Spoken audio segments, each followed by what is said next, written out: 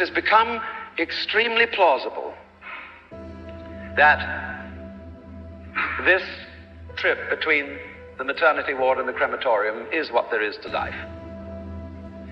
And we still have, going into our common sense, the 19th century myth which succeeded the ceramic myth in Western history. I call it the myth of the fully automatic model. Man is a little germ that lives on an unimportant rock ball that revolves about an insignificant star on the outer edges of one of the smaller galaxies.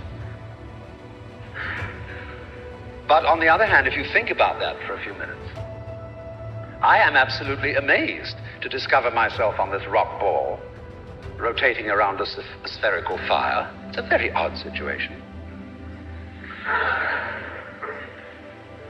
And the more I look at things, I cannot get rid of the feeling that existence is quite weird. I know that. See, a philosopher is a sort of intellectual yokel who gawks at things that sensible people take for granted. And sensible people, existence is nothing at all. I mean, it's just basic, just go on and do something. See, this is the current movement in philosophy. Logical analysis says you mustn't think about existence. It's a meaningless concept. Therefore, philosophy has become the discussion of trivia.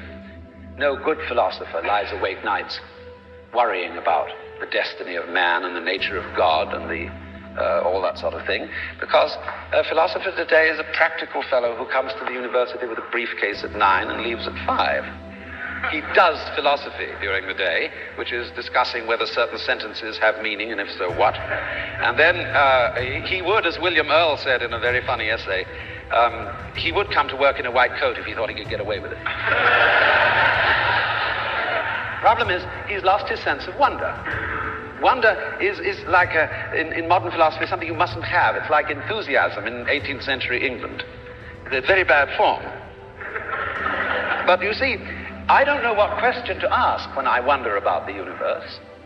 It isn't a question that I'm wondering about, it's a feeling that I have.